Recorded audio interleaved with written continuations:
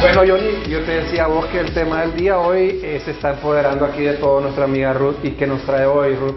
A ver. Pues fíjese, Daniel, de que justamente pensando en algo que nos llevara no a debatir, pero así a compartir opiniones, ustedes dos que son padres, porque yo creo que todo el equipo de Honduras al 100, yo soy la única que no soy mamá, ¿verdad? Pero yo quisiera saber Pero qué... madre potencia. Y de mis hermanos, sobre todo, siendo cuando uno es hermana mayor. ¿Tiene mascota usted? Sí, también Bueno, tengo una madre terrier. putativa Así también. es, ahí estamos ensayando, dice mi mamá, con mi perrita. Pero ustedes como padres de familia, cuéntenme qué opinan sobre la educación sexual en las escuelas.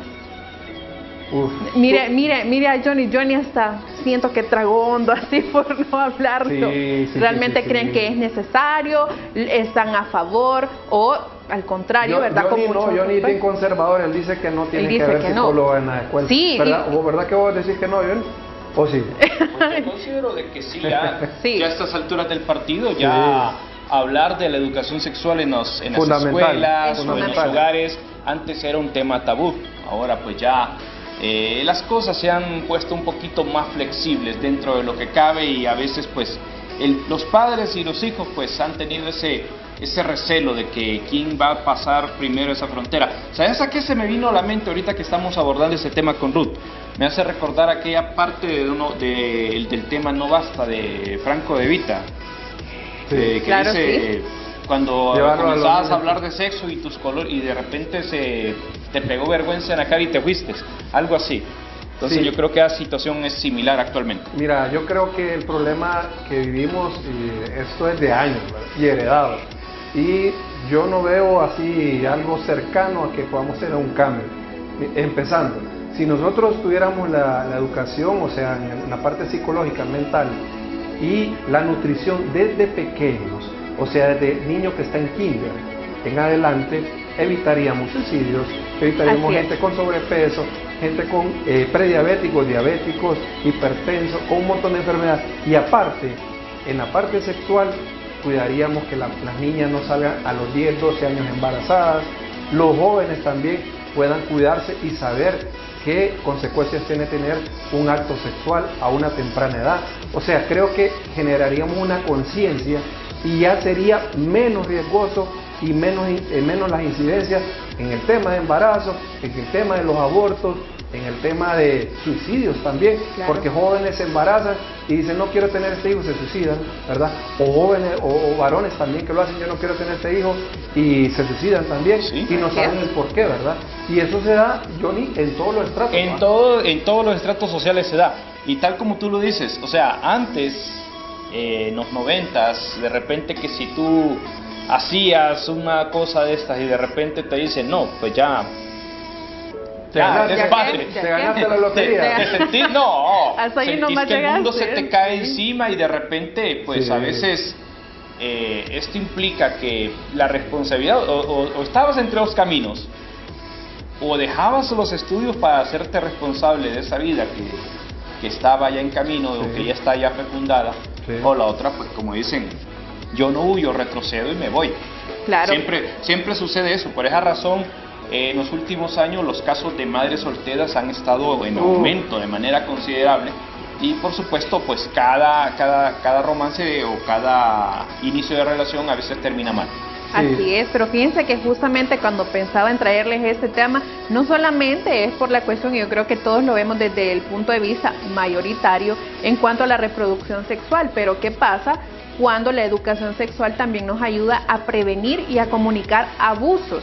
Y es que si ustedes ven, ¿verdad?, en las noticias últimamente es una cantidad exagerada de niños, ya sea de personas fuera de casa o incluso y lamentablemente dentro de casa, que sufren abusos y que no saben cómo exteriorizarlo o cómo identificar también que es un abuso. ¿Por qué? Porque en casa sigue siendo un tabú completamente el hablar de mis partes genitales, de mis partes privadas, qué se puede hacer, qué no se puede hacer, qué es normal, qué no es normal. Y creo que a veces como padres el miedo a enfrentarnos a preguntas incómodas, a respuestas incómodas, nos llevan a este tipo de desinformación. Después vienen los casos de abuso donde los niños decían, no, pero yo no sabía que lo que me estaban haciendo estaba mal, que lo que estaban haciendo me estaba perjudicando porque nunca lo hablamos. Y como decía Daniel, fíjese que desde un punto de vista incluso psicológico, el tema de hablar de salud sexual también aumenta una autoestima saludable, ¿verdad?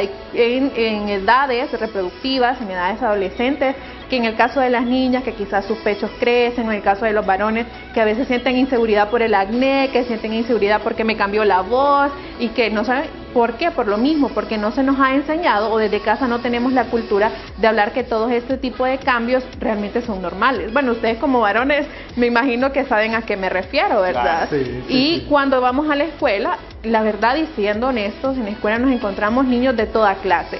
Independientemente de la escuela en la que usted pues tenga a sus hijos, vamos a encontrar desde niños muy educados hasta niños que pues no tienen tanta pena de hablar de ciertos temas o de ciertas expresiones.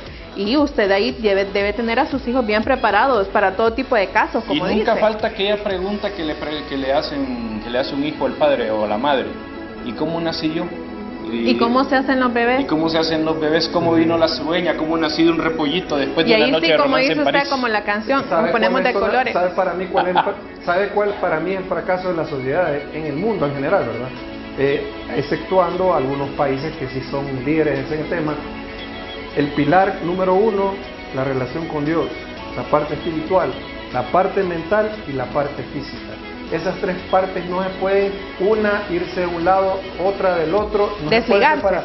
Todas tienen que estar hilvanadas perfectamente, es como un triángulo perfecto. No puede existir una buena salud si no tenemos estos tres pilares. Entonces hay que fomentar esto. Yo estoy a favor, digamos, en el tema de que se dé de repente una reflexión de la palabra de Dios todos los días en la escuela.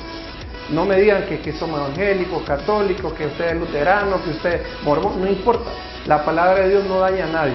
Entonces es importante inculcarle valores, principios, retomar aquella clase que ustedes la vivieron de moral y cívica, que era una clase hermosísima, donde le enseñaban los buenos modales para ser buenos ciudadanos, buenas ciudadanas, y hoy carecemos de todo eso. ¿Y por qué es? Porque abandonamos eso. Dejamos a un Dios a un lado, los principios y valores a otro lado, y solo nos preocupamos por lo cosmético.